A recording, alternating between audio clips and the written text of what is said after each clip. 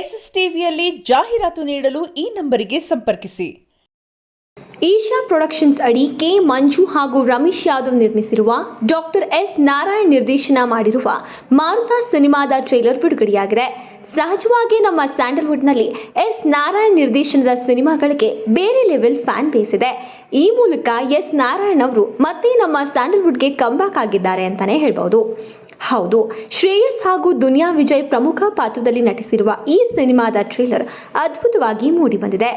ಮಾರುತ ಸಿನಿಮಾದಲ್ಲಿ ರವಿಚಂದ್ರನ್, ಸಾಧು ಕೋಕಿಲಾ, ತಾರಾ, ನಿಶ್ವಿಕಾ ನಾಯ್ಡು ಹಾಗೂ ನಾಯಕ ನಟಿಯಾಗಿ ಬೃಂದಾ ಬಣ್ಣ ಹಚ್ಚಿರೋದು ಸಿನಿಮಾ ಮೇಲೆ ನಿರೀಕ್ಷೆಯನ್ನ ಹೆಚ್ಚು ಮಾಡ್ತಾ ಇದೆ.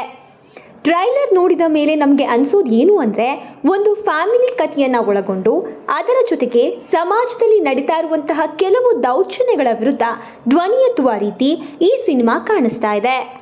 ದುನಿಯಾ ವಿಜಯನ್ನ ಮಾಸ್ ಅವತಾರದಲ್ಲಿ ನೋಡೋದು ಅಂದರೆ ಅವರ ಅಭಿಮಾನಿಗಳಿಗೆ ಹಬ್ಬ ಅಂತಾನೆ ಹೇಳ್ಬೋದು.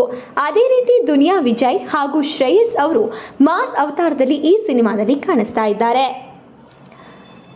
ಹಾಗೂ ದುನಿಯಾ ವಿಜಯ್ ಹಾಗೂ ಶ್ರೇಯಸ್ ಅವರ ಫೈಟ್ ಸೀನ್ಸ್ ಸಖತ್ತಾಗಿ ಮೂಡಿ ಬಂದಿದೆ.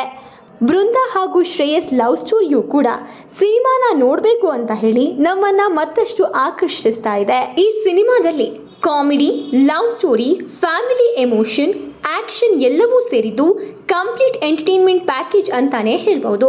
ವಿಶೇಷ ಏನು ಅಂದ್ರೆ, ಈ ಸಿನಿಮಾದಲ್ಲಿ ದುನಿಯಾ ವಿಜಯ್ ಪೊಲೀಸ್ ಪಾತ್ರದಲ್ಲಿ ಅಭಿನಯಿಸಿದ್ದು, ಈ ಸಿನಿಮಾ ಯಾವಾಗ ರಿಲೀಸ್ ಆಗತ್ತೆ ಅಂತ ಹೇಳಿ ಅವರ ಅಭಿಮಾನಿಗಳು ತುದಿಗಾಲಿನಲ್ಲಿ ನಿಂತಿದ್ದಾರೆ. ಈ ಮೂಲಕ ನಮ್ಮ ಸ್ಯಾಂಡಲ್ವುಡ್ ನಲ್ಲಿ ಮತ್ತೊಂದು ಬ್ಲಾಕ್ ಬಸ್ಟರ್ ಸಿನಿಮಾ ಸೇರ್ಪಡೆಯಾಗುವ ಎಲ್ಲ ಸಾಧ್ಯತೆ ಇದೆ ಅಂತಾನೆ ಹೇಳ್ಬಹುದು. ಎಸ್ಎಸ್ ಟಿವಿ ಸಿನಿಮಾ ಜಗತ್ತಿನ ಕ್ಷಣ ಕ್ಷಣದ ಸುದ್ದಿಯೊಂದಿಗೆ.